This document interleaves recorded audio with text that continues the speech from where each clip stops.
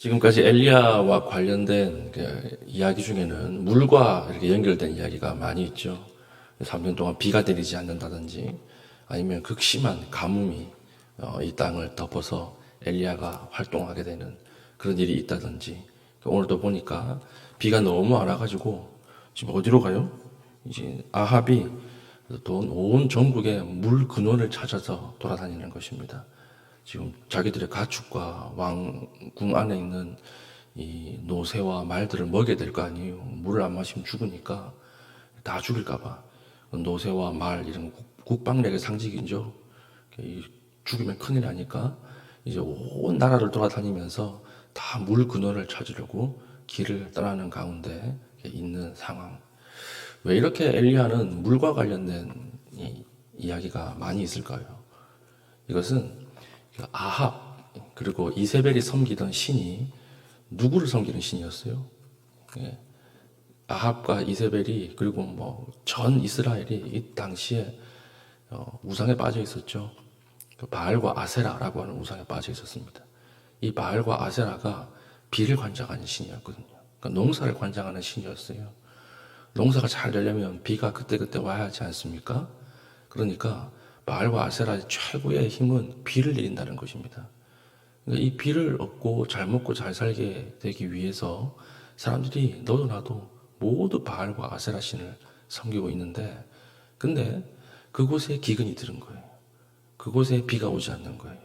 그 가장 잘 섬기는 시돈 땅에서 사람이 막 죽어나가는 것입니다. 그럼 하나님께서 엘리야, 이 이름의 뜻이 내 하나님은 여호와시다, 이 뜻이라 그랬죠, 어저께. 그럼 엘리야를 통해서 하나님이 엘리야의 활동을 통해서 무엇을 말씀하시는 것일까요? 누가 하나님이냐는 거예요. 누가? 너희들이 그렇게 비를 내리게 한다고 믿는 그 바알과 아세라가 하나님이냐? 아니라는 것입니다. 아니야. 여호와가 하나님이다. 하나님께서 진짜 참신이다. 이것을 엘리야를 통해서 계속 보여주고 있는 것입니다. 그래서 우상이라고 하는 것이 무엇일까요? 처음에는 하나님이 주신 거예요. 하나님이 주신 것인데 이것이 하나님 자리에 딱 올라가면 이게 그때부터 우상이에요. 우리 건강이 그렇죠. 건강 하나님이 주셨습니다. 그런데 이 건강이라고 하는 것이 가장 삶의 우선순위가 되는 거예요. 그럼 그게 우상이 되는 것입니다. 자녀도 마찬가지. 자녀도 하나님이 주신 것이죠. 그런데 자녀가 하나님의 자리에 딱 올라가서 삶의 모든 우선순위에 들어가는 순간에 이것은 우상이 되는 것이죠. 오늘 이 엘리야의 사건은 단순히 과거 고대에 일어났던 한 사건으로 끝나는 것이 아니라 오늘 우리에게 하시는 말씀이죠. 누가 너희 하나님이냐 하는 것입니다. 아무리 너희들이 힘쓰고 애써라, 너희들이 그렇게 믿고 있는 비를 내리게 하고 농사를 잘 짓고 잘 먹고 잘 살게 해준다는 그 신이 진짜 하나님이냐? 아니다. 이것을 엘리야의 활동을 통해서 계속 보여주는 것이죠. 그러니까 이 당시에 모든 사람들은 읽는 사람마다, 이 글을 읽는 사람마다, 그리고 엘리야의 활동을 듣는 사람마다 엘리야, 이런 뜻이 뭐예요? 여호와가 하나님이시다. 바알과 아세라는 하나님이 아니다. 이것을 계속해서 보여주고 있는 것입니다. 오늘 이제 하나님께서 이 엘리야를 아합 왕 앞으로 보내십니다. 이제 엘리야 입장에서는 이제 나는 죽었구나, 이렇게 생각했을 수도 있겠죠. 이제 나를 하나님이 순교의 자리로 보내시는구나.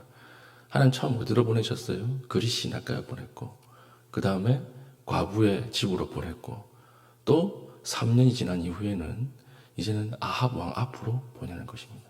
아합이 엘리야를 찾으러 지금 죽을 듯이 찾아다니거든요. 전 군대를 다 풀어서 엘리야를 찾아다니지 않습니까? 이세벨도 눈이 막 뒤집혀가지고 엘리야를 찾잖아요. 죽이려고. 그런데 하나님의 말씀이 어떻게 임하는 거예요? 네 스스로 아합 왕 앞에 가라, 이를 부르시는 거예요. 1절 2절이죠. 많은 날이 지나고 제3년에 여호와의 말씀이 엘리야에게 임하여 이르되 너는 가서 아합에게 보이라. 내가 비를 지면에 내리리라.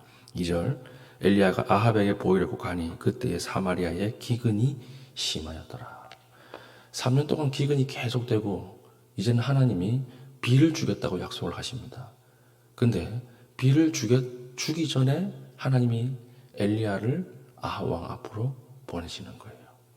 그러니까 엘리야가 이제 큰일 났다 이렇게 생각을 하는 거죠. 근데 이 엘리야에게 있어서 3년 기근의 시간은 어떤 시간이었을까요? 우선 이스라엘 백성과 아합에게 3년의 시간은 어떤 시간이었을까요? 괴로운 시간이었죠. 거의 삶과 죽음의 경계에 있는 시간이었을 것입니다. 비가 오지 않으니까 농경사회에 비가 오지 않으니까 얼마나 고통스러웠겠습니까? 그러나 엘리야에게 이 3년은 어떤 시간이었을까요? 이것은 하나님의 살아계심을 확인하는 시간이었다라고 하는 것이죠.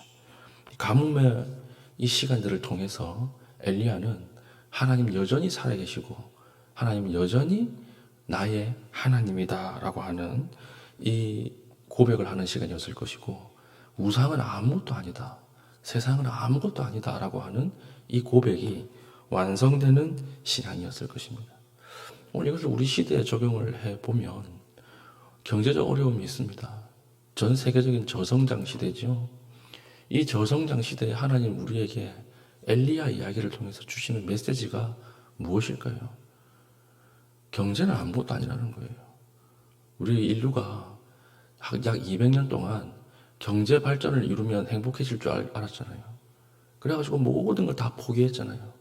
가족 간의 관계도 포기해버리고 이웃과의 관계도 다 포기해버리고 그리고 인간성도 다 버려버리고 다 포기했는데 오늘날 이 총체적 위기 상태를 바라보면서 돈은 아무것도 아니구나, 경제가 중요한 게 아니구나, 이것을 깨닫게 만드신 때가 아닌가, 저는 그렇게 생각해요. 학교도 마찬가지. 배움이 최고다, 교육이 최고다 이러는데 오늘날 학교에서 어떤 일이 일어납니까? 아이들이 왕따를 당하고 아이들이 막 자살을 하고 선생님이 죽어나가는 이런 일들을 보면서 바알과 아세라는 아무것도 아니구나, 교육이 전부가 아니구나, 이것을 깨닫지 않습니까? 사교육시장 폭발을 하고 사교육시장 안에서 아이들이 엄청난 경쟁 속에서 살다가 막 분열 증세가 일어나는, 지나가는 사람 막 아마 찌르고 공부는 잘하는데 인간성이 상실되는 것을 바라보면서 이 지금 3년 기근의 시간이 시작된 거죠. 아무것도 아닌 거예요. 우상은 아무것도 아니구나, 공부시키는 거 아무것도 아니구나. 그럼 누가 진짜인 것입니까? 다시 하나님 앞에 돌아오는 거죠. 하나님 앞에 돌아오는 거예요. 하나님이 진짜 하나님이고 하나님의 말씀대로 사는 것이 진짜 행복하게 사는 것이구나, 이것을 깨닫게 만드는 시간이 아닐까, 저는 그렇게 생각합니다. 오늘 우리도 이 말씀을 보면서 이것을 깨닫고 기도할 수 있기를 바라요. 3년 가뭄의 시간은 어떤 사람에게는 괴로운 시간이에요. 물론 우리도 괴로워요. 괴롭지만 이 가뭄의 시간을 통해서 우상은 아무것도 아니라고 하는 것을 하나님이 스스로 만천하에 알리시는 거예요. 너희들이 그렇게 대단하다고 생각했던 경제적인 것, 자녀 교육, 그건 진짜 아무것도 아니다. 진짜 복을 주는 것은 나다. 이것을 3년 동안 철저하게 깨닫고 그리고 그 이후에 하나님을 돌아오게 만드는 그런 하나님의 또 다른 은혜가 아닌가, 우리 기도해야 되는 것이죠. 하나님이 이 기간에 넘어지지 않도록 기도해야 되는 것입니다. 이 기간에 우리가 더 열심을 내서 더 경제성장을 추구하고 더 열심을 다해서 자녀에게 올인하면 이 기간은 더 길어져요. 끝없이 길어지는 거예요. 우리가 우상숭배 하지 않았습니까? 우리가 최근 100년 동안 우상숭배했어요. 다 경제, 그 돈, 만몬신 앞에 다 무릎 꿇었어요. 교회들도 무릎 꿇고 목사님들도 다 무릎 꿇고 이 하나님을 섬긴다고 하면서 사실 돈을 섬겼잖아요. 하나님을 섬긴다고 하면서 엉뚱한 것을 섬겼잖아요. 여기에 대해서 회개해야 하는 것이죠. 하나님 앞에 진실한 회개. 이 3년 기간 동안에 철저히 회개할 때 하나님이 이후에 비를 내리시는 그 은혜가 있을 것입니다. 우리가 하나님 앞에 이 부분들을 돌아보고 깨닫고 기도할 수 있는 믿음의 신실한 주의 백성 될 수 있기를 축복합니다. 두 번째는 이제 오바댜라고 하는 선지자 사람을 데리고 물을 찾으러 다닙니다. 이것이 이제 3절부터 15절까지 내용인데요. 아합은 악했지만 오바댜라고 하는 사람은 아주 선한 사람이었어요. 이세벨이 하나님의 선지자를 다 잡아 죽일 때 이 사람 자기 사비를 들여서 선지자 100명을 숨겨줬던 사람입니다. 자기 돈을 들여가지고 동굴에 50명씩 두 그룹으로 나누어서 이게 주었던 것이죠. 그래서 살아난 것입니다. 하나님 앞에 아주 신실한 사람. 근데 아합에게로 나아갔던 엘리야가 처음 누구를 만나요? 이 오바댜를 만난 거예요. 아합을 만났다면 바로 죽었을 거예요. 근데 오바댜를 만나게 하신 것입니다. 그래서 이제 엘리야가 전하죠. 내가 왔다고 전해라. 이러니까 오바댜가 근심에 쌓인 거예요. 근심에. 왜 그렇죠? 첫 번째는 비가 온다 이래놓고 사라졌는데 지금 내가 아합에게 가서 엘리야가 저기 있습니다 라고 이야기를 한 뒤에 또 사라지면 자기가 어떻게 됩니까? 처형당하거든요. 그러니까 죽는 거 아닌가 이렇게 생각을 했고, 또 이 사람이 신실한 사람이었잖아요. 선지자 100명을 숨겨줄 정도로, 목숨을 걸고 선지자를 숨겨줄 정도로 아주 신실한 사람이었습니다. 근데 자기 입으로 엘리야를 고발하는 것이 마음에 가책이 있었던 것입니다. 근데 하나님께서 엘리야에게 내가 아합 앞으로 가야 한다라고 하는 말을 들었기 때문에 이것을 하라 이렇게 명령을 하는 거죠. 전체적으로 한번 보십시오. 이세벨도 악했죠.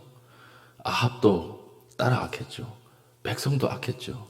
하나님의 심판 가운데 온 나라가 기근 가운데 있었죠. 근데 그 가운데 누가 있는 거예요? 신실한 사람 오바댜가 있었던 거예요. 하나님은 항상 인물들을 숨겨두세요. 항상 하나님께서 하나님의 사람들을 남겨두십니다. 그래서 다 타락했다, 다 넘어갔다라고 말하지 마세요. 항상 하나님은 어떤 한 사람, 그 한 사람을 그 가운데 숨겨두세요. 12,307천이라고 이야기를 하죠. 12명의 사도를 하는 예수님이 부르셨던 거예요. 수많은 사람들 중에서 12명을 남겨두신 것입니다. 기드온의 300용사, 하나님 앞에 그 군사 300명을 하나님이 남겨두시는 거예요. 나중에 7천이 누굽니까? 엘리야가 다 배교했습니다. 다 타락했습니다. 이러니까 하나님이 엘리야에게 그런 소리 하지 마라. 내가 바알에게 무릎 꿇지 않은 7,000명을 남겨뒀다. 이렇게 이야기하잖아요. 오늘 이 시대에도요, 다 사람들이 배교한 것처럼 보이고, 다 타락한 것처럼 보이고, 다 하나님을 떠난 것처럼 보이죠. 그러나 오늘 믿음의 눈을 들고 직장에 가서 한번 보십시오. 나가면서 한번 보십시오. 이 세상의 뉴스를 유심히 보십시오. 하나님이 남겨두신 오바댜가 있어요. 12,307천이 여전히 있어요. 이 안에 들어가십시오. 오바댜가 되시고 내가 12,307천 안에 들어가십시오. 그게 복된 인생입니다. 하나님이 이 사람들을 통해서 여전히 하나님의 말씀을 이루어 가시고 여전히 이 세상을 통치하고 계시는 것이죠. 우리 믿음의 눈이 없이 그냥 보면 다 이상한 곳으로 가고 타락한 것처럼 보이는데 그렇지 않습니다. 여전히 하나님 남겨두신 사람이 있고 저와 여러분들이 그 남겨진 사람들 중에 들어갈 수 있는 축복이 있기를 예수님의 이름으로 기원합니다. 오늘 기도하겠습니다. 기도할 때 오늘 말씀을 붙잡고 기도할 때 오늘 3년의 가뭄의 시간을 통하여 하나님의 뜻을 깨달았던 것처럼 오늘 우리에게도 극심한 어려움을 통하여 하나님의 뜻을 깨닫는 시간 되게 하여 주시고 그 이후에 하나님께서 부으시는 비의 축복을 맛보게 하여 주시옵소서. 내가 남겨진 사람들에게 원합니다. 여전히 하나님의 말씀을 우리 마음속에 두셔서 오늘 말씀대로 살아갈 수 있는 은혜 허락하여 주시고 세상을 두려워하지 않게 하시고 지금도 말씀대로 성취되는 것을 바라보는 그 12,307천 오바댜와 같은 사람으로 나를 사용해 달라고 기도하신 이후에 개인적인 기도의 제목을 가지고 기도하시고 자유롭게 돌아가시겠습니다.